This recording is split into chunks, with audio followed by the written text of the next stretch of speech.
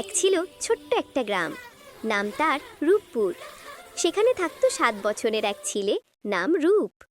রূপ ছিল খুব শান্ত, কিন্তু খুব কল্পনাপ্রিয়। সে প্রতিদিন স্কুল শেষে বসে গল্প লিখত, ছবি আঁকত আর স্বপ্ন দেখত একদিন সে বিখ্যাত গল্পকার হবে। একদিন বিকেলে রূপ মাঠের পাশে বসে একটা পুরনো বইয়ের পাতা উল্টাচ্ছিল। হঠাৎ তার চোখে পড়ল একটা চকচকে কলম, সোনালি রঙের, যেন রোদে ঝিকিমিকি করছে। রূপ কলমটা তুলে নিল। তখনই কলম থেকে এক হালকা আলো বেরিয়ে এলো, আর একটা মিষ্টি কণ্ঠ বলল, আমি জাদুর কলম, তুমি যা লিখবে তাই সত্যি হয়ে যাবে। রূপ তো অবাক। সে একটু ভেবে লিখল, আমার সামনে একটা সুন্দর নীল প্রজাপতি উড়ছে।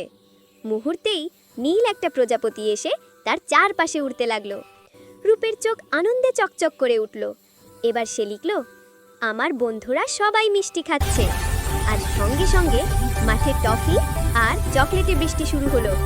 কিন্তু রূপ খুব বুদ্ধিমান ছিল। সে বুঝল এই কলম দিয়ে ভুল কিছু লিখলে বিপদও হতে পারে। তাই সে শুধু ভালো জিনিস লেখার প্রতিজ্ঞা করল। পরের দিন স্কুলে রূপ দেখল তাদের স্কুলের বাগান শুকিয়ে গেছে, ফুল নেই। সবাই মন খারাপ। রূপ চুপি চুপি জাদুর কলম বের করে লিখল, স্কুলের বাগানে আবার নতুন ফুল ফুটে উঠল, পাখিরা গান গাইছে। চোখের পলকে বাগান ভরে গেল রঙিন ফুলে আর পাখির কিচিরমিচিরে। সবাই অবাক।